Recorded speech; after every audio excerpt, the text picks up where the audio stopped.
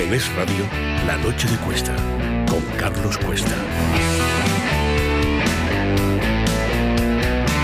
Bueno, pues mientras seguimos desvelando toda la red, todas las tramas que tiene el Partido Socialista montadas, le dicen Santos Cerdán, más Koldo, García Izaguirre, más Ábalos, más todos los que están, y noticias de hoy importantísimas, pues que Santos Cerdán usó a Koldo para ocultar, agárrense, 132.000 euros a través de la sociedad Noran. ¿Es importante la cifra? Es importante la cifra, pero sobre todo es importante la estructura, porque ¿quién está en Noran? En Noran está Koldo García Izaguirre. ¿Y quién tenía la red de blanqueo? La familia de Koldo García Izaguirre. ¿Con destino a dónde? A República Dominicana.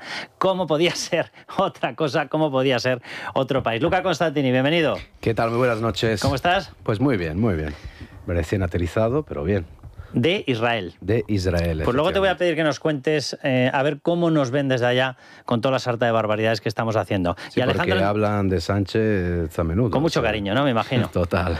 ¿No dirán de él que es la Sagrada Familia? Todavía no, pero porque todavía no ha llegado y llegará. El libro de Alejandro Entramasaguas. ¿Cómo estás? ¿Qué tal, Carlos? Buenas noches. Oye, Alejandro, enhorabuena. La Sagrada Familia, para el que no lo sepa, vamos a ver, evidentemente es un juego de palabras porque de sagrada no tiene nada. Eso es. ¿Vale? Y de familia tiene mucho. Eso sí, ¿verdad? Eso es, sí. En el libro, bueno, básicamente en el libro se centra en cómo el círculo familiar del presidente del gobierno se ha beneficiado constantemente desde que Sánchez está en el poder. Se centra en el hermano, en el músico David Sánchez, su mujer, Begoña Gómez, una retahíla de familiares entre los que se encuentran el suegro del presidente, todo el lío de las saunas, la fábrica de plásticos de los padres de Sánchez, y luego un selecto grupo del Partido Socialista que he denominado la familia del PSOE. Son algunos personajes más conocidos, otros menos, pero que todos tienen en común haberse beneficiados ellos o su familia desde que se posicionaron en favor de Sánchez. Estaba yo recordando ahora esa frase de David Sanza, amigo personal del Instituto Ramiro de Maeztu, que llega allí, llega a un programa de televisión y dice: ¿cómo apoyaría usted a Pedro Sánchez? Dice: no, Pedro Sánchez, campeón, vamos a ir allí con la neverita. Con la neverita. Claro, se le olvidó decirnos que le iba a llevar vacía y pensaban sacarla llena. Es el pequeño detalle. Bueno, la Sagrada Familia de Alejandro Entramasaguas está ya a la venta. Está ya a la venta desde antes de ayer y la verdad es que muy contento. Sí, con La Esfera. Editorial La Esfera. Nosotros también somos esféricos, ¿verdad? Efectivamente, editorial de éxito, ¿no?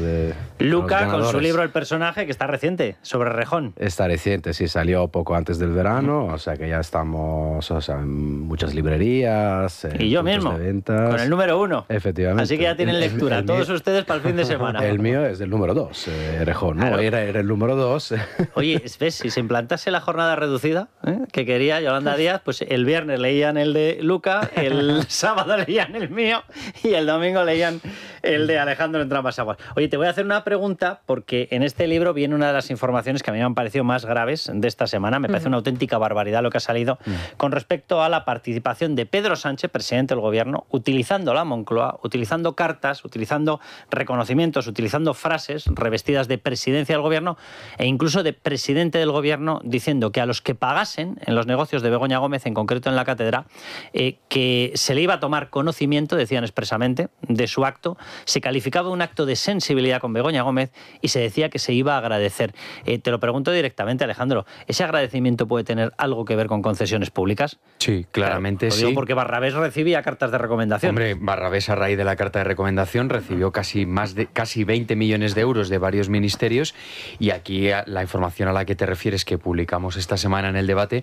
básicamente es que Begoña Gómez, acompañada de su asesora, que se negó a declarar esta semana delante del juez Peinado, se dedicaban, en primer lugar, a llamar desde el Palacio de la Moncloa a las empresas que Begoña Gómez quería que la recibieran.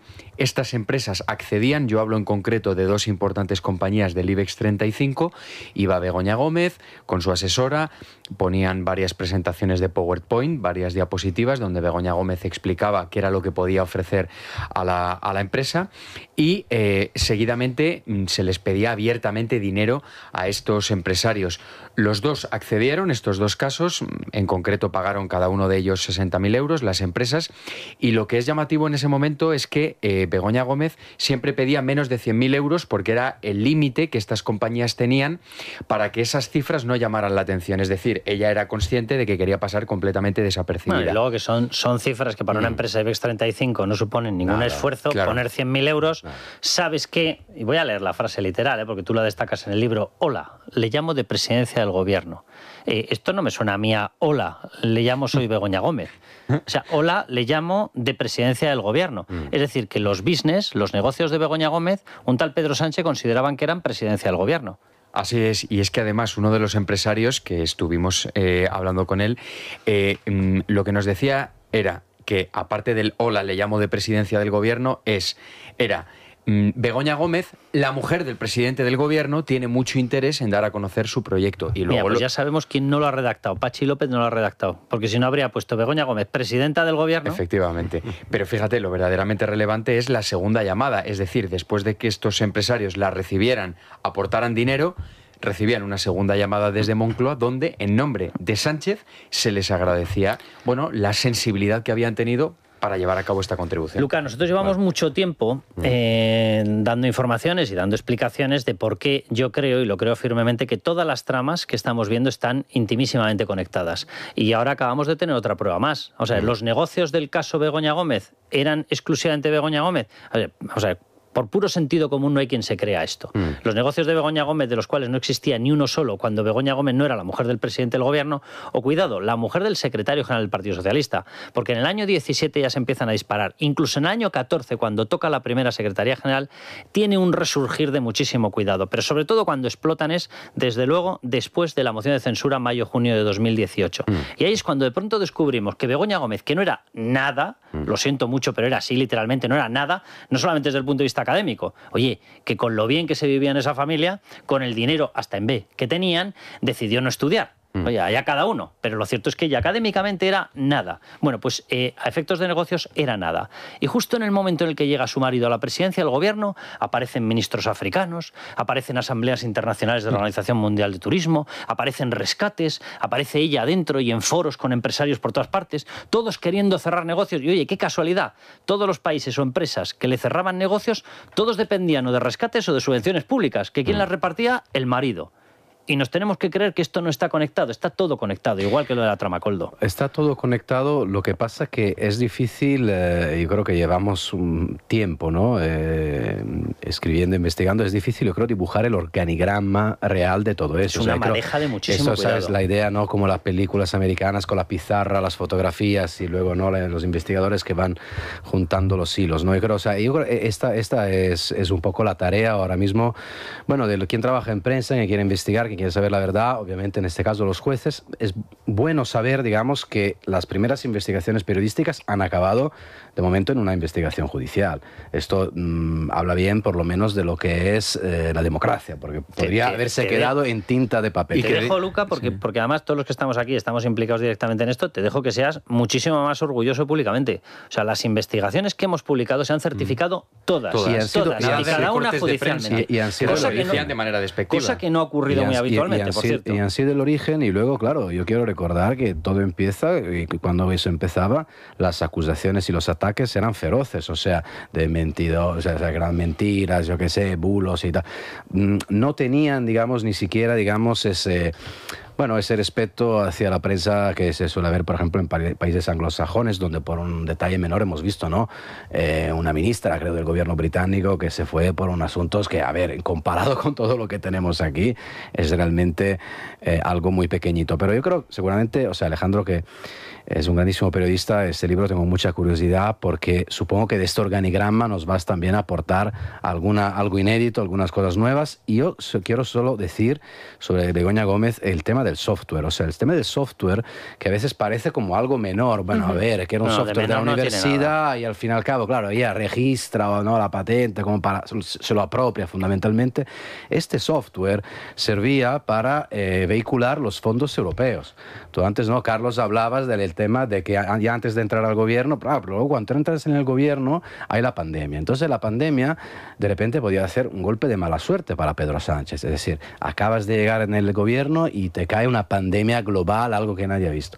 Pues de ahí hubo una operación europea con miles y miles y miles de millones, además con, digamos, partidas muy volátiles, ¿no? O sea, el tema, no sé, de subvención para, yo qué sé, la renovación digital, no sé qué, no sé más. Y el software servía, efectivamente, para que las empresas... Por algo montó ella una sociedad suya, 100%. Obtuvieran fondos europeos a través del software bueno, de la mujer. Dejadme que vayamos a lo más reciente. Sí que quiero recordar, en relación con lo que está diciendo Luca, a mí... Fuentes cercanas a la investigación me dicen que efectivamente hay 3 casos de los 5 delitos que tiene como imputaciones en estos momentos la mujer del presidente del gobierno, que simplemente con decirlo, Dios bendito, qué vergüenza mantener a un presidente o que se mantenga un presidente con una mujer con 5 delitos como imputación. Pero me dicen que el tema de intrusismo, el tema del software, efectivamente, y el tema de malversación, como diría Isabel Díaz Ayuso, van para adelante. Y van para adelante que van para adelante, hasta el final. Pero bueno, vamos con las informaciones más recientes porque hay 2 puntadas que desde luego que van con hilo. Y atención, afectan a Santos Cerdán, afectan a esa estructura con Koldo García Izaguirre, afectan al presunto amaño de obras públicas, en este caso en Navarra, pero que quiero recordar que en la investigación de la UCO se llegaban a citar 8 comunidades autónomas como destino o como origen de esas presuntas obras amañadas que nos han costado un riñón a todos los españoles. Les leo los titulares. Cerdán usó a Koldo García Izaguirre para ocultar 132.000 euros a través de la sociedad Noran. Noran, quédense con este nombre, de Koldo García Izaguirre y de Anchón Alonso, el contacto que tenía vinculaciones con PNV y vinculaciones con el entorno proetarra. Bien, y segunda noticia, la UCO cree que Santos Cerdán creó negocios a medias con Koldo, y se refiere a Noran, porque precisamente de esta manera trasladaba dinero a Koldo, y Koldo, a fin de cuentas, era la cabeza visible de la red que tenía su familia de blanqueo de dinero en República Dominicana. Vamos, que podía ser el trampolín de salida hacia República Dominicana. Vamos a explicarles muy rapidito, Sandra, si te parece lo que es Noran, porque la gente estará diciendo, espera, otra sociedad, sí, otra sociedad y las que quedan por salir de este entramado. Venga, pues vamos allá porque se trata de una cooperativa creada el 26 de julio de 2015 que continúa activa y de cuya existencia nos enteramos cuando la UCO presentó el demolidor informe de Santos Cerdán de 490 páginas. Ahí se desvelaban los inicios de una trama que llevaría operando al menos desde 2015 precisamente y cuyo primer gran proyecto, la primera gran obra de la que presuntamente sacarían tajada sería la de Minamuga. Bien, pues es justo antes de la adjudicación de esta gran obra a la UTE de Acciona y Servinavar, la empresa de Anchón Alonso, de la que luego nos enteramos que Cerdán había comprado el 45%, cuando se crea Noran, una cooperativa cuyo objeto social, al menos sobre el papel, es la compraventa de bienes inmuebles. Cosas curiosas. ¿Quién la crea? El empresario Anchón Alonso y el propio Koldo, que venía de ser portero de prostíbulos, pero se acababa de dar de alta como agente de la propiedad. Curiosa pareja. ¿Cuándo se constituye? El 26 de junio de 2015, 2 meses y 8 días antes de que Anchón Alonso crease Servinavar y empezase a recibir encargos del gobierno de Navarra. El primero, como decíamos, el de Minamuga, el día de Nochebuena de ese mismo año. Bueno, pues en el auto sobre Cerdán, la UCO ya advertía de lo sospechoso de esta sucesión temporal y de que el hoy imputado, abro comillas, podría haber ostentado cierta capacidad de decisión sobre Noran, algo que encaja perfectamente con esa información que hoy publica El Confidencial. Recordamos, el que fue la número 2 de Pedro Sánchez usó a Koldo para ocultar 132.000 euros a través de esa mercantil opaca. Miren, se lo explico de una forma muy sencilla. ¿Qué es lo que se hacía? Como mandamos aquí, como tenemos el control político, pues podemos presuntamente amañar obras públicas. Y entonces, ¿qué se hizo? Se contó con una primera sociedad, se llamaba Servinavar. Esta les sonará más, ¿verdad? Bien. ¿Hay quién estaba metido? Estaba metido Anchón Alonso, la persona que les he dicho que tenía todos los contactos con PNV y con los proetarras. Muy bien. ¿Y quién se metió? Anda, con el 45% un tal Santos Cerdán. Esta entraba con determinadas empresas como Acciona y entraba en UTE. La pequeñita conseguía el favor político, presuntamente, y la grande se encargaba de hacer la obra. Y una vez que tenían el dinero, ¿qué hacían? Pues había una segunda estructura societaria. ¿Cuál era? Noran. Pasamos el dinero. ¿Cómo lo pasamos? Pues porque está Anchón Alonso y ahí ya entraba como socio ¿quién? Koldo García Izaguirre. Y una vez que tienes el dinero ahí, Koldo García Izaguirre, evidentemente con el reparto puede hacer lo que quiera. Alejandro, entre otras cosas que podía hacer, pues pasárselo a la red familiar que tenía de blanqueo de capitales en República Dominicana. Todo presuntamente, señores de la Fiscalía. Efectivamente, y además es que a estas dos sociedades, a Servinavar y a Noran, hay que añadirle la famosa ONG de Ábalos, Fiadelso, porque la Guardia Civil ha encontrado donaciones entre las tres sociedades. Fíjate, a mí un dato... Fiadelso que data del año 92. Efectivamente. Lo digo para que la gente tenga un poco de perspectiva desde cuánto tiempo pueden estar con esta trama. Que Ábalos montó Fiadelso en el año 92, justo después de ser director general de cooperación en la Comunidad Valenciana y ver lo lucrativo que era el negocio, pues en fin, de la ayuda y de la solidaridad, ¿no? Pero fíjate, a mí una de las cosas que más me llama la atención de estas 3 compañías que está investigando la UCO es el año en el que se constituyen, el año 2015. Hay que recordar que Sánchez ya era secretario general del Partido Socialista desde el año 2014 y de que, en fin, Santos Cerdán llevaba en la política en Navarra muchísimos años. Hay gente, Alejandro, fíjate, que está diciendo, dice, bueno, pero en aquel momento en Navarra no mandaba el Partido Socialista de Navarra. No, simplemente era el eslabón necesario para que mandara PNV con su marca Nafarroa Bay. Era totalmente necesario para la gobernabilidad. Totalmente. Y has dado en la clave, ¿no? O sea, es decir, ¿qué era lo que hacía Servinávar, que era una de estas 3 sociedades?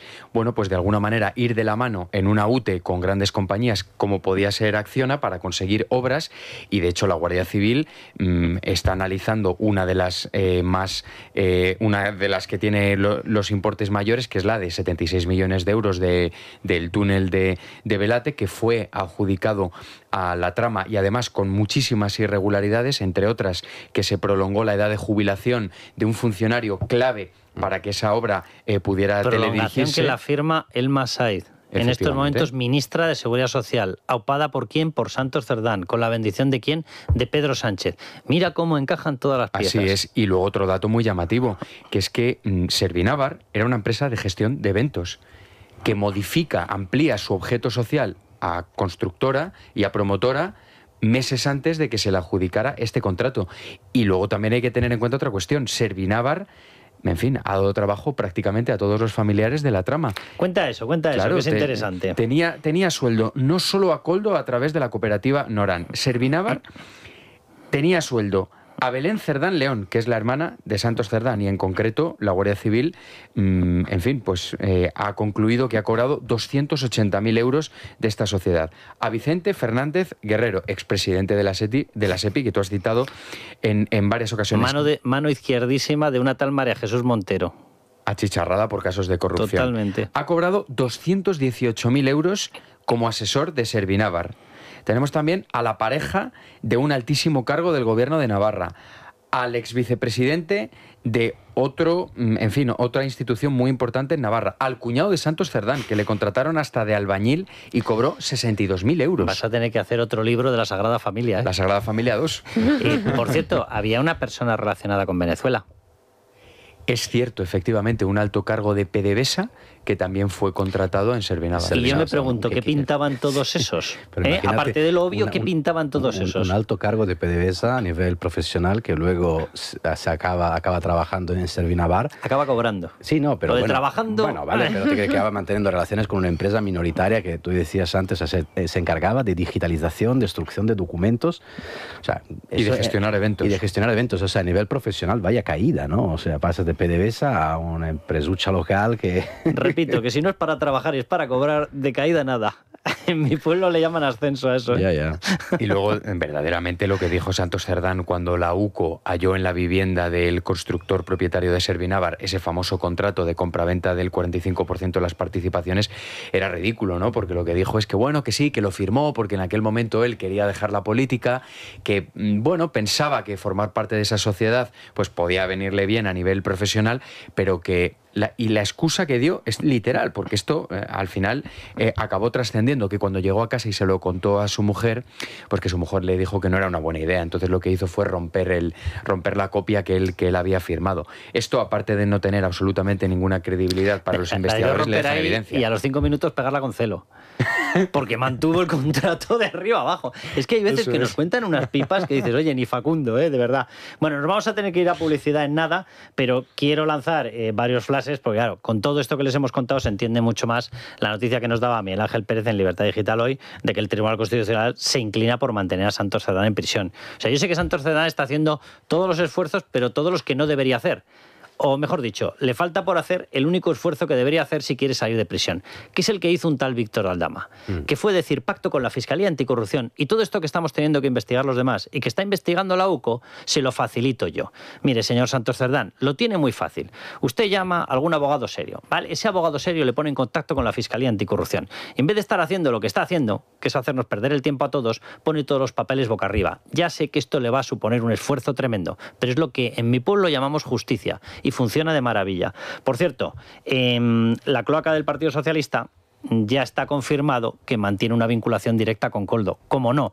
Porque si al final Koldo era la cabeza, sé que lo que voy a decir puede sonar raro, que el antiguo portero de vertedero y antiguo portero de prostíbulo haya sido la cabeza, pues sí, era la cabeza. O era desde luego la persona elegida por la cabeza de esta trama que presuntamente, y tiene toda la pinta, era Santos Cerdán. Por eso es el único que está en Soto del Real.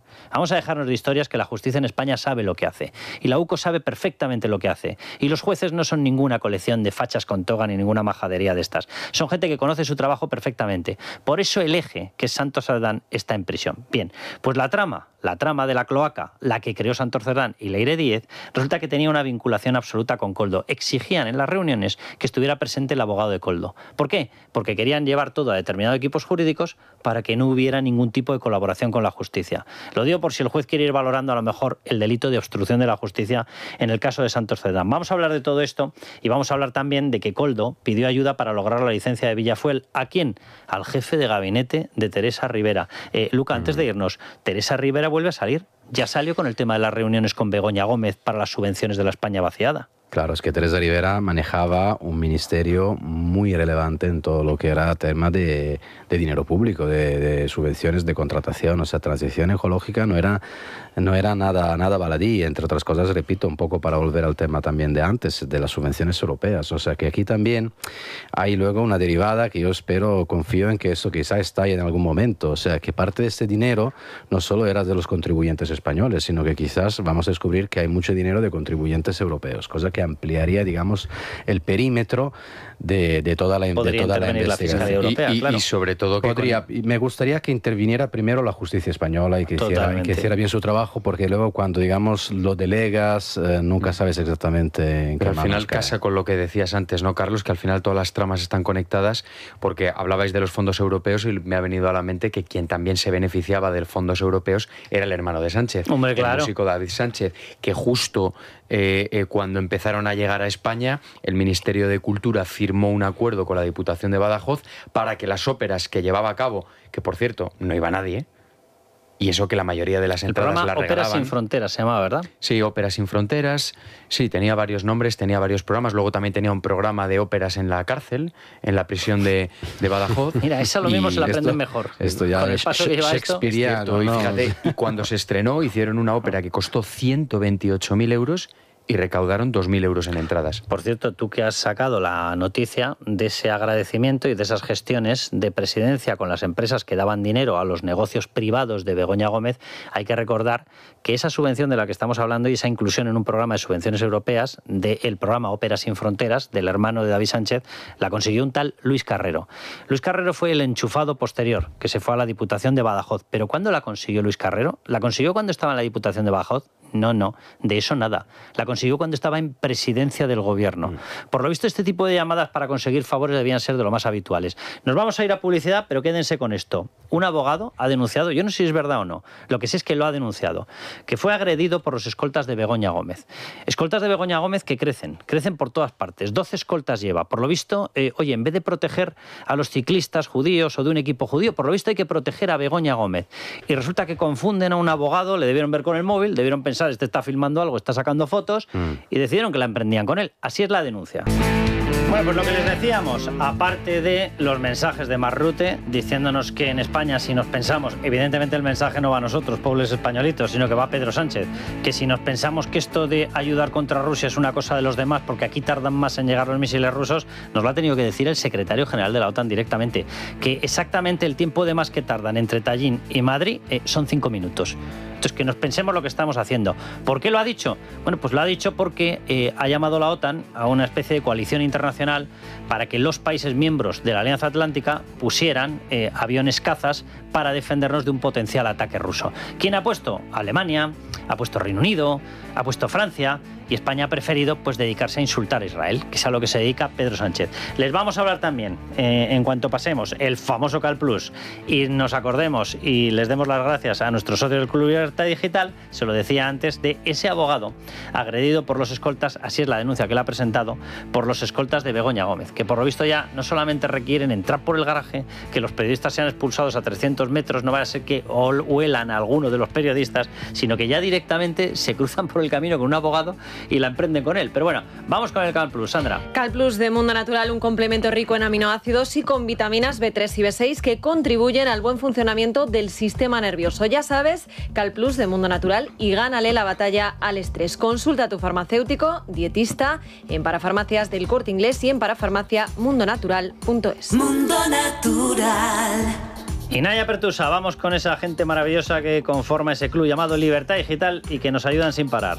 Buenas noches, Carlos. Terminamos la semana dedicando el programa a un veterano que cumple hoy 84 años y lleva en el club más de 7 años. Felicidades, don Santiago Blanco Pérez, de Valencia. Le mandamos un abrazo y muchísimas gracias por escucharnos y ayudarnos el programa de hoy en su honor. Y como es viernes y los oyentes quizás tengan un poquito más de tiempo durante el fin de semana, les invito a visitar nuestra página web www.clublibertaddigital.com. Bueno, pues os pido un comentario rápido sobre esto que estábamos comentando. Se ha presentado una denuncia, un abogado, leo literalmente la noticia, sufre contusiones tras ser presuntamente agredida por los escoltas de Begoña Gómez en Plaza de Castilla. Sus frases: me querían echar sin motivo, yo también estaba allí trabajando y por lo visto la emprenden con él. ¿No se está yendo de madre esto de la utilización arbitraria de los medios? Los escoltas son medios pagados, son medios del Ministerio del Interior. Vamos a ver, una cosa es proteger a la presidenta, como diría Óscar López, y otra cosa es que la presidenta se crea que lo es de verdad. Pero tú decías que eran 12, ¿no?, las escoltas de Begoña. O sea, estamos hablando técnicamente de 3 coches prácticamente. O sea, sí, exacto. Es una delegación prácticamente presidencial, ¿no? O sea, cuando vas a cubrir una cumbre internacional suele llegar 1 o 2 coches de un mandatario europeo. O sea, imaginaros una delegación de 3 coches. No sé exactamente lo que puede haber pasado. Supongo con forcejeo, se deben haber, en fin, haber habido bueno, algún este tipo señor de... lo que dice es que además él ni siquiera era uno de los abogados que están relacionados con la causa. Era un señor que estaba allí trabajando, un abogado que estaba trabajando, y dice, yo estaba haciendo mi trabajo, iba a consultar unos expedientes, no sabía ni siquiera que Begoña Gómez iba a declarar ese día. O sea, es que seguramente sacó el teléfono y claro, seguro, pensaron que le iba a grabar. Claro, yo creo que iban por ahí. Como tendría histérica Begoña Gómez, le señalaría y allá que fueron. Es muy llamativo porque es la imputada más protegida de España. Totalmente, y más blindada de vamos. España. Yo lo recuerdo, sí que es incluido cierto, por la Fiscalía. Efectivamente, que han ido bajando las medidas de seguridad, pero el primer día que fue a declarar ante Peinado, 12 furgones de la Policía Nacional, se cortó el paseo de la Castellana. Eso era como si fuera un partido de alta tensión pero de totalmente, fútbol, ¿no? Porque es que hubo... Y los periodistas estaban a 100 metros, o sea, había estaban como fuera de los juzgados policial. de Plaza de Castilla, que a mí me pareció vergonzoso que hubiera cierto consenso entre los periodistas para evitar que ninguno entrara e hiciera pues lo que yo hubiera hecho si me hubiera tocado estar ahí, ¿no? Que es haber hecho una fotografía de Begoña Gómez. Pero me imagino una situación así en otros países sería impensable. O sea, la mujer del presidente del gobierno que acude a un juzgado, o sea, los periodistas estarían, vamos, pero o sea, si es que la le harían vez, fotos hasta los zapatos. La primera vez había hasta drones sobrevolando los juzgados de Plaza de Castilla y agentes de la Brigada de Información de la Policía Nacional infiltrados de paisano entre la gente que rodeaba el juzgado. Nos está escuchando Fernando de Rosa. Fernando, ¿cómo estás? Bueno, creo que le vamos a tener un momentín a Fernando de Rosa, le vamos a preguntar. Fernando de Rosa, para el que no lo conozca, es en estos momentos un diputado del Partido Popular, es magistrado, ha tenido cometidos como juez, como magistrado por todas partes, es magistrado de verdad, de formación, juez, etcétera, y queremos comentar con él, y os paso ya la pelota. Una noticia porque, claro, aquí, mientras vemos este tipo de barbaridades, mientras vemos cómo la Fiscalía se dedica a hacer una especie de protección de sistema de amortiguación permanente de Begoña Gómez, que es surrealista, no ha tomado ni una sola decisión para hacer el cometido natural que tiene la Fiscalía, que es el Ministerio Público de acusación.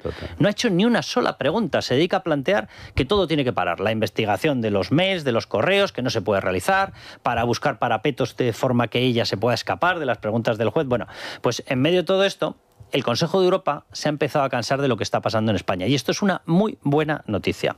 Y resulta que este lunes llega una misión de la Comisión de Venecia y llega a España físicamente. Y viene porque el Consejo de Europa se ha dado cuenta de que aquello que pactó el Partido Socialista con el Partido Popular, que dijeron, venga, hacemos la renovación del Poder Judicial, ¿vale? Para que no haya ninguna duda de que tenemos, oye, un ánimo de que las cosas funcionen. Pero, a cambio, ustedes del Partido Socialista tienen que hacer una cosa, y es reformar la ley, de forma que el Consejo del Poder Judicial no dependa de políticos, dependa de jueces. Bueno, pues se pueden ir todos ustedes imaginando cuál es la parte que falta por cumplir. La parte del Partido Socialista, porque no le da la gana liberar, quitar la mano política, la zarpa política de los organismos de jueces. Luca, por fin se lo toman en serio y viene aquí una misión. Sí, está muy bien. A ver, la Comisión de Venecia también sacó el famoso informe sobre el tema de la amnistía, que si os acordáis, Bolaños intentó filtrar algunos medios de comunicación con una lectura, digamos, un relato, mejor dicho, de carácter propagandista, porque decía como que la Comisión de Venecia, que es un organismo, digamos, de una influencia capital muy importante dentro del organigrama, dentro del mundo jurídico europeo, aunque está formado formalmente por expertos, por personas, digamos, independientes. En aquel momento Bolaños decía que la Comisión de Venecia pues había avalado la amnistía y luego descubrimos que no era así. Entonces, por ser la segunda vez que la Comisión de Venecia, pues en fin, le saca la tarjeta amarilla, ¿no?, por así decirlo, al gobierno. Vamos a ver el tema del Consejo General del Poder Judicial, el pacto. Yo creo francamente que aquello fue un pacto algo oscuro, fue un pacto políticamente, en mi opinión, bastante cuestionable. Porque, en fin, el Partido Popular acabó, digamos, pactando con el PSOE, se le dieron determinados márgenes que ahora llevan a la situación en la que estamos. Había la promesa, efectivamente, de modificar lo que es el mecanismo de nombramiento de los jueces, y esto no se ha hecho, pero aquel pacto conllevó un problema en el Tribunal de Cuentas, del que a veces se habla poco, que es un tema muy técnico y que seguramente tú has tratado en tu libro, o sea, de cómo, digamos, se modificaron lo que era el presidente, digamos, el equipo que estaba al mando del Tribunal de Cuentas. Sí, pero ahí la modificación principal vino en la época de Pablo Casado, ¿eh? Claro, pero por eso quiero decir que en todo eso, en realidad, el origen es aquel pacto, o sea. Bueno, yo creo que aquí nos está escuchando ya Fernando de Rosa. Fernando, ¿cómo estás? Muy bien, buenas noches. Oye, te llamábamos para que nos expliques qué es lo que puede ocurrir con esa visita. Estábamos explicando el origen de ese pacto. Lo cierto es que ese pacto ha permitido que esté Isabel Perelló al frente del Tribunal Supremo y del Consejo General del Poder Judicial, que está permitiendo que los jueces, es decir, se llegó a una especie de encaje 10-10, de forma que además el Partido Popular o los designados o los impulsados por el bloque conservador, cada uno que lo llame como quiera, vaya por delante, que yo no creo en este modelo. O sea, yo creo en un modelo en el cual los jueces nombran a jueces. A mí esta historia no me gusta, pero es verdad que en aquel momento Bruselas estaba exigiendo gestos por las dos partes y por lo menos se consiguió que una persona como Isabel Perelló, por mucho que sea de ascendente de izquierdas, defiende la independencia judicial y está permitiendo trabajar a los jueces. Pero más allá de ello, Fernando, ¿qué podemos esperar de esta misión de la Comisión de Venecia? ¿Qué puede ocurrir? ¿De veras va a exigir al gobierno que cumpla con lo que es obvio y que es justo lo que yo acabo de pedir?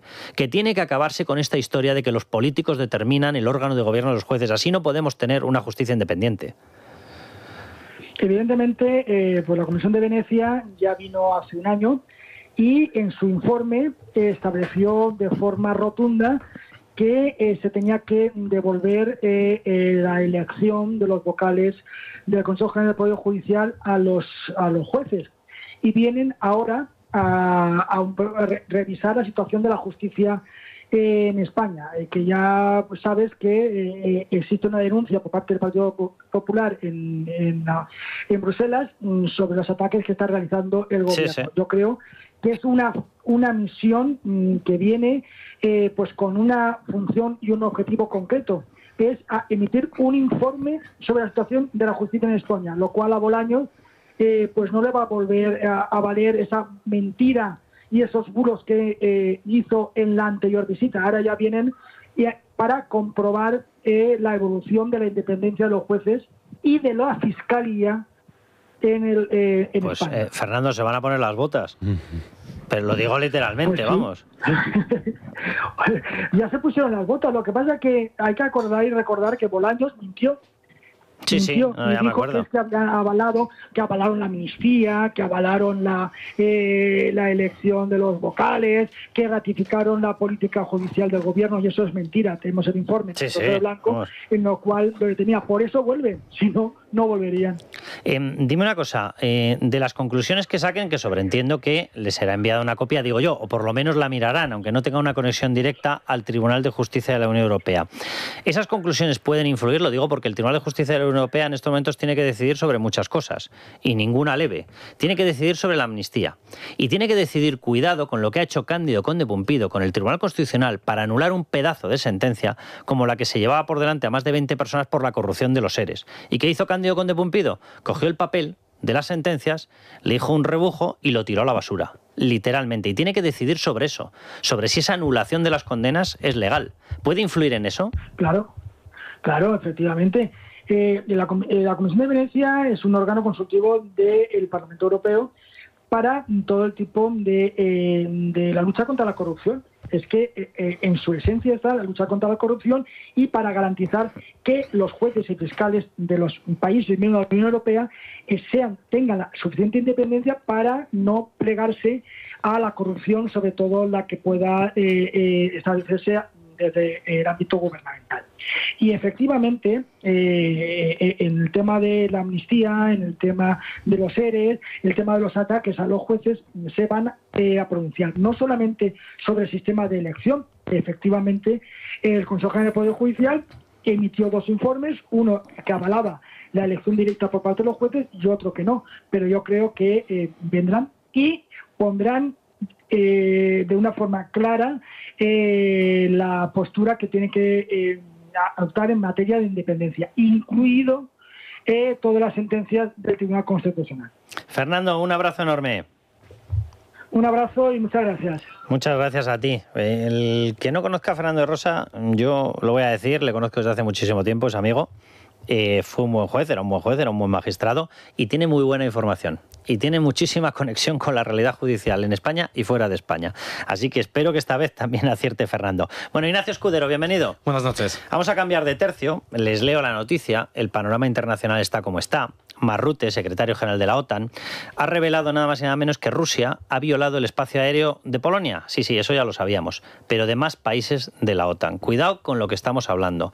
Todos los países que se acercan a Rusia, por lo visto, han sido invadidos en su espacio aéreo por Rusia, con drones, con no drones, con lo que sea. Bien, la frase suya, literalmente, se la digo tal cual, atemoriza. Solo tardan 5 minutos más en llegar a Madrid que a Tallin los misiles rusos. Lo ha dicho el secretario general de la OTAN. Ha pedido esfuerzos, ha pedido que todos los países pusieran cazas, que pusieran aviones militares. Muy bien. Mire, está saliendo justo ahora. Uno de los últimos países en sumarse ha sido España. Han salido corriendo Reino Unido. Ha salido corriendo Alemania, ha salido corriendo Francia. Bien, ahora mismo, no sé si es 2 horas, 3 horas después de que lo haya dicho el secretario general de la OTAN. Casi 3 horas. Por fin, y después de toda la campaña de presión obvia, España anuncia que se sumará.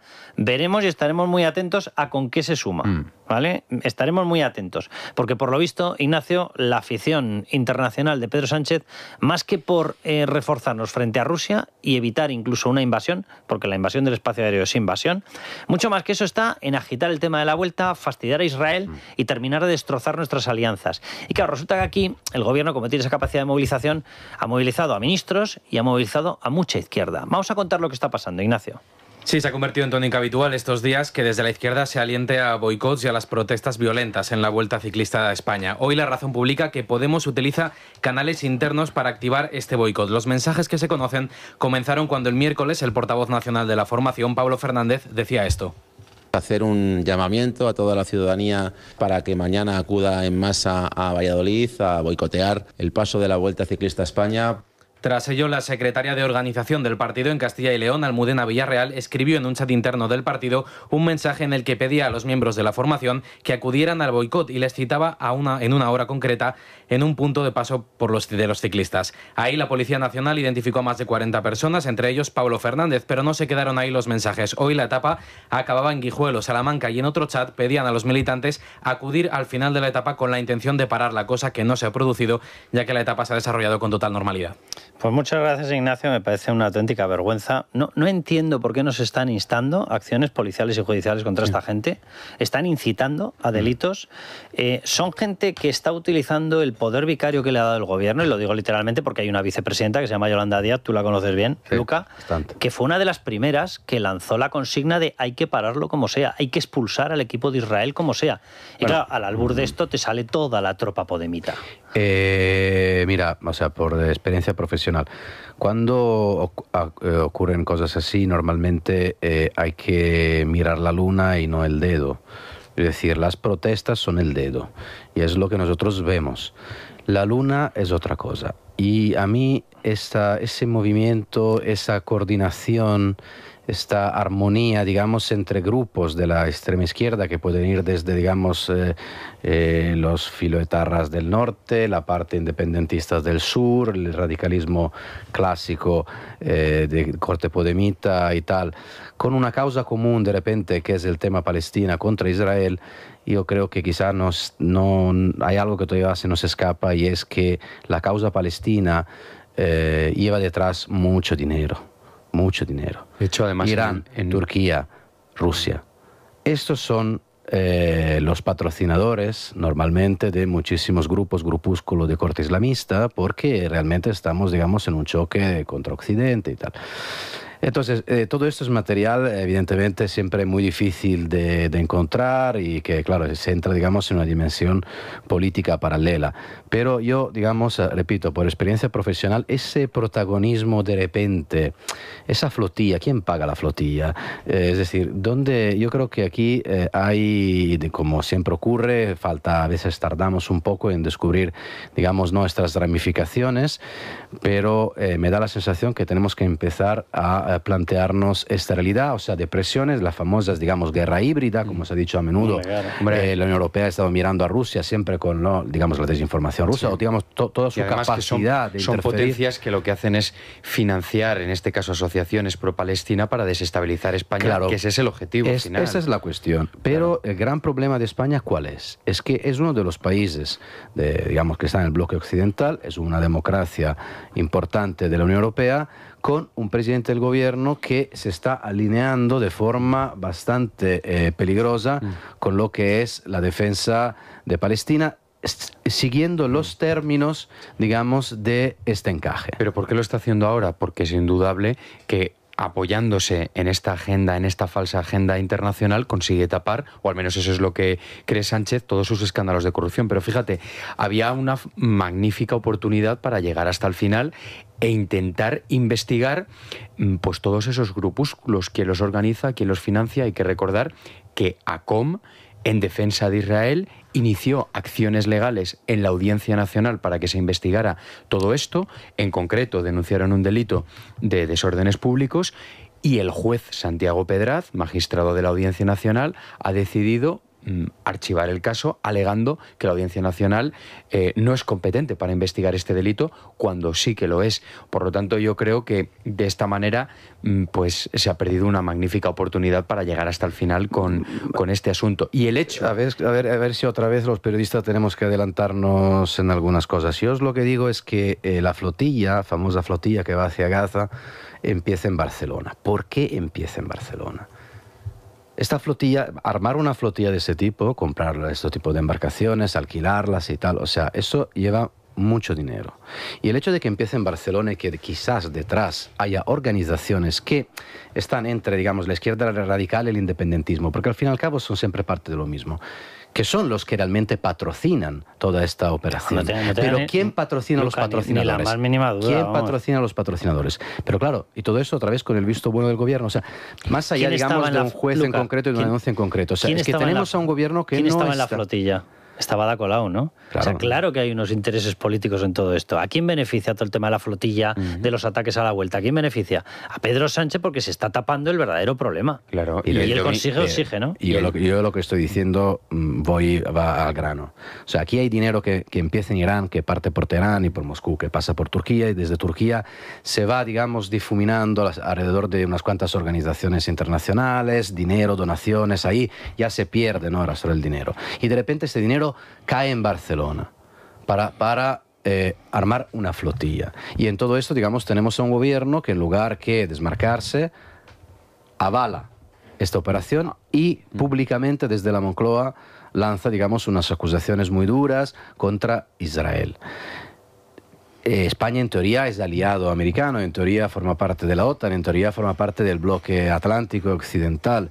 Por lo tanto, claro, quiero decir, yo creo que aquí se está jugando con el fuego. Totalmente. Sí. Y no en teoría, Luca, que es otra de las informaciones que hoy ha estado dando un montón de medios, incluido el nuestro, Libertad Digital.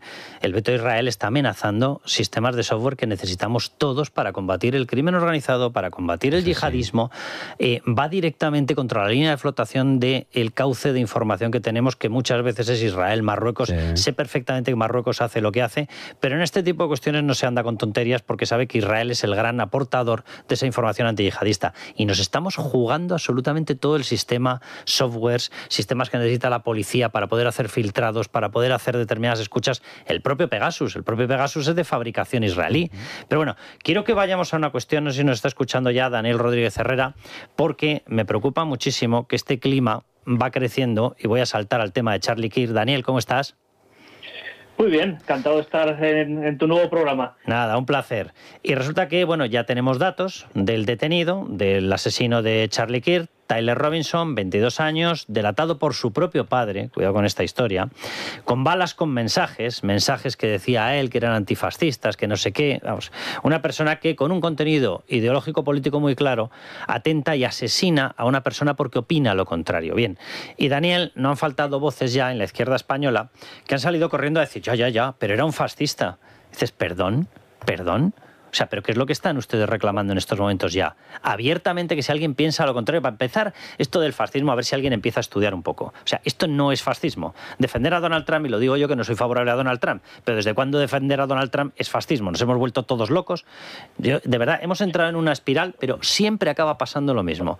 El que te acaba defendiendo dice, no, pero es que es fascista. Podemos utilizar la violencia, podemos asesinar. Daniel, yo tengo la sensación de que alguien ha desconectado el planeta Tierra, ¿eh? Alguien ha dicho hoy en X que no te matan. No sé si tenemos problemas de conexión, Daniel, o está cenando, una de dos. O sea, no te matan por ser fascista, sino que te llaman fascista para dar permiso para que te maten. Y eso es en lo que lleva la izquierda occidental desde hace ya muchísimo tiempo, en España desde luego desde Zapatero, y en Estados Unidos yo desde que tengo uso de razón política, de estar atento a la política norteamericana, todos los presidentes republicanos son Hitler, hasta que hay un nuevo candidato republicano a la presidencia, en cuyo caso el presidente anterior era un tío maravilloso, dignísimo y maravilloso, que era moderado, pero el nuevo es Hitler.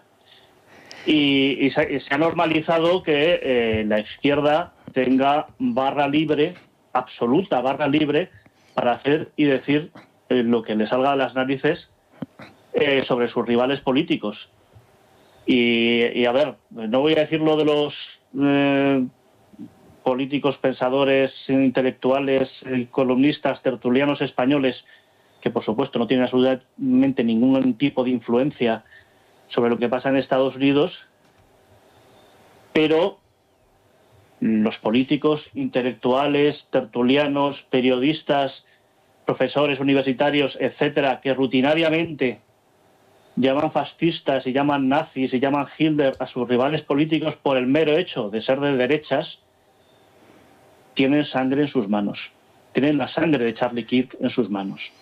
Y no hay manera de que puedan escapar de ello. No solo porque una vez que han detenido a un asesino, pues se ha sabido que llevaba un tiempo radicalizado, etcétera, etcétera, sino porque desde el momento en que asesinaron a Charlie Kirk han estado justificando el crimen. De modo que, aunque Tyler Robinson hubiese sido un pirado que quería hacerse famoso, como ha pasado otras veces, yo que sé, me acuerdo del tiroteo contra Reagan, por ejemplo, que su motivo no era político en absoluto, desde el momento en que han estado justificando, han estado insultando a Charlie Kirk cuando aún no sabíamos que había muerto o cuando el cadáver estaba aún caliente, soltando todo tipo de bulos sobre lo que pensaba y sobre lo que decía para justificar el asesinato. Desde que han hecho eso, se han apropiado del crimen, lo han hecho suyo. ¿Cómo está Eso el es lo que ambiente? está pasando en Estados Unidos. Daniel, ¿cómo está el clima ahora en Estados Unidos? El clima ya estaba tenso antes de este crimen, porque hubo otro asesinato que fue a finales de agosto, pero cuyo vídeo se divulgó el fin de semana pasado, de una refugiada ucraniana a la cual asesinó un tipejo en el metro ligero sin mediar ningún tipo de palabra. Estaba ella con su móvil tranquilamente en el asiento delante y el tipo detrás sacó un cuchillo, se lo clavó a esta chica y se fue por ahí diciendo: he cazado a esta blanca, he cazado a esta blanca. Y es un tipo que había sido detenido 14 veces, que las autoridades sabían que estaba mal de la cabeza y que aún así le permitieron las 14 veces salir libre, con libertad, no ya bajo fianza, sino bajo palabra, y en definitiva permitirle que siguiese viviendo en la calle y siendo un riesgo para la comunidad. Y la derecha norteamericana quiere tener un gobierno que cumpla con su función esencial, que es precisamente protegerle de ese tipo de personas. Y estaba ya muy irascible cuando ha sucedido lo de Charlie Kirk. Y lo de Charlie Kirk era grave de por sí, pero la reacción de la izquierda al asesinato ha sido aún peor y ha hecho que mucha gente que todavía se pensaba que la izquierda era otra cosa, se haya dado cuenta de que esa izquierda se alegraría de que los matasen a ellos también, porque piensan cosas, quizá no las mismas, pero piensan cosas muy parecidas a las que pensaba Charlie Kirk, que además era un tipo, o sea, no es que fuese no era un Alex Jones, un conspiranoico que se dedicaba a decir barbaridades, era un tipo que, al margen de que sus ideas te parezcan mejor o peor, era la cosa más razonable del mundo. Su especialidad durante toda su carrera mediática, vamos a decir, o de youtuber, ha sido ir a campus universitarios a debatir con estudiantes hacer que debates, opinaban distinto a él. Esa era su especialidad. Sentar a divergentes y en vez de pegarles un tiro, hablar con ellos, sí. Exactamente, y de hecho, en ocasiones cuando había más gente de su cuerda que de la cuerda contraria y se ponían a buchear a alguien que ponía una expresión, que expresaba una opinión de izquierdas, él era el que pedía que por favor se callasen y tuviesen respeto por la persona con la que estaba debatiendo. Daniel, vamos a dejarlo aquí, pero vamos, la verdad que coincido en una cuestión básica contigo, y es que además esto de la izquierda es que acaba siendo recurrente. Según lo estabas describiendo, estaba yo recordando frases, eslóganes, mítines de un tal Largo Caballero en España a partir del año 34, básicamente, que es cuando dan el golpe suyo, el golpe de Estado. El golpe de Estado fracasa, lo comienzan en Asturias, conecta con otras regiones y a partir de ahí ya no se cortan absolutamente nada y empiezan a lanzar mensajes en favor de la violencia y del uso de las armas porque, como decía Largo Caballero, esto de la democracia solamente valía si ganaban ellos. Y que era preferible que, evidentemente, España fuera soviética a que fuera un país libre y, desde luego, a que no ganaran ellos. Y no dejó de llamar a las armas y no dejó de llamar a una guerra. Daniel, un abrazo muy fuerte. Muchísimas gracias. Otro para ti. Bueno, pues en medio de que estamos explicando todo esto tipo de cuestiones, nos queda un poquito antes de la siguiente publicidad y quiero utilizarlo para una noticia que yo no sé si ustedes habrán caído en la cuenta de ella, pero a mí me parece de una gravedad muy fuerte.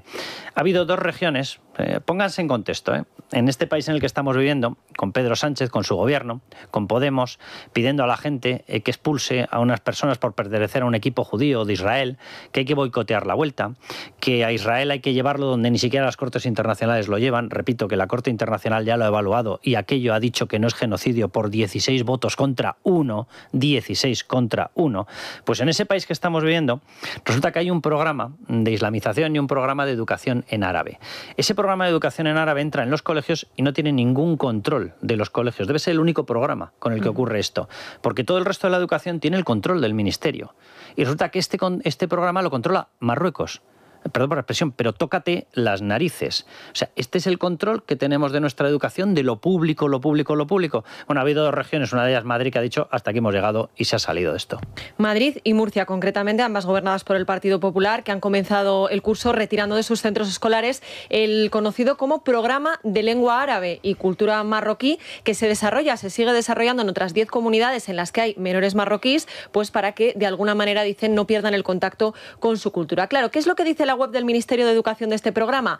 Pues que es un programa coordinado por la Embajada de Marruecos en España y por el Ministerio de Educación. Ahora bien, lo que denuncian las comunidades, Carlos, es que la realidad es que únicamente está controlado por el régimen marroquí, el régimen de Mohamed VI, que además es quien pone los profesores que son funcionarios del régimen. Controla entero, de arriba abajo, ¿no? Eso es. Claro, por eso Madrid y Murcia han dicho basta, pero ojo, porque en esta última comunidad se produjo hace unos meses un escándalo importante porque Vox empezó a mirar la programación de un centro de la pedanía de San Pedro del Pinatar y en las actividades del primer trimestre encontró que tenían la fiesta de la Marcha Verde. El colegio ha dicho, bueno, el que se hable de la Marcha Verde no quiere decir que ya se haya celebrado ninguna fiesta, no se ha celebrado ninguna fiesta, pero desde luego que esto pues daba cuenta de a dónde nos podía llevar este programa. Precisamente por eso, tras conocer este caso, la asociación AISECAT Levántate, que está formada por más de 80 abogados, envió una carta al Ministerio de Educación para exigir explicaciones, porque este programa, hay que decirlo, se sigue aplicando en 10 comunidades. Berta Romera, su secretaria. Lo que nos preocupa es que en este programa de lengua y cultura árabe se trabaje totalmente con transparencia y que no se enseñe ningún tipo de contenido religioso. En el caso de Murcia se celebraba precisamente la fiesta de la Marcha Verde. Ya nos preocupa sobre todo la Sharia. Se enseña una discriminación del hombre contra la mujer o otro tipo de contenido. Por ejemplo, que las mujeres vayan tapadas. Pero esto es lo que... muy respetuoso, claro, y muy feminista. Esto es lo que apoya a un gobierno feminista, el más feminista de la historia, decía Pedro Sánchez, ¿no? Bueno, Pilar Alegría no ha respondido a esa carta, como tampoco lo ha hecho a la que envió el pasado mes de julio la Comunidad de Madrid, anunciando que efectivamente ellos también se retiraban de este programa, porque, según decían en la carta que enviaron, han encontrado disfunciones graves que no permiten continuar ejecutándolo. Dicen que hay cuestiones preocupantes que demuestran la falta de control por parte del Ministerio y que además no se tiene ningún control sobre la programación didáctica. Pues nada, estén todos ustedes muy tranquilos porque Pilar Alegría no ha contestado a esto, pero sí ha contestado jaleando contra el equipo judío en la Vuelta Ciclista a España. Os prometo que volveremos a sacar este tema, que profundizaremos en él y que lo comentaremos, porque me parece de una gravedad brutal. Pero vámonos con Adrián de Mundo Natural, que tenemos por ahí algunos productos muy buenos para el fin de semana. Adrián. Sí, ¿qué tal, Carlos? Importantísimo este suplemento que vamos a proponer y es que lo necesitan muchas personas, sobre todo en esta época del año. Gases, estreñimiento, complicaciones con el tracto intestinal, todo lo que tiene que ver con intolerancia, mala absorción, nervios agarrados a la tripa. Ahí Symbiolin y Megaflora es la mejor opción. Se toma una cápsula al día, siempre fuera de las comidas, y con un envase tenemos para 2 meses. Vamos a notar el cambio desde el primer envase y además lo vamos a sostener. Es un suplemento que pueden encontrar en las tiendas del Mundo Natural y también en las parafarmacias del Corte Inglés. Adrián, muchísimas gracias, que con lo que tenemos que tragar necesitamos refuerzo intestinal. Adrián, un abrazo. Bueno, nos vamos. Adiós. Un abrazo fuerte. Nos vamos a ir a publicidad, volvemos con la sección de historia, volvemos con Nuria Richard y volvemos con un pedazo de libro también. Hoy estamos muy literarios. Bueno, el desembarco de Alucemas ha explicado que el gobierno no quiere hablar de él. Claro, porque es una gesta histórica española. ¿Cómo vamos a hablar de ello? La noche de Cuesta, con Carlos Cuesta.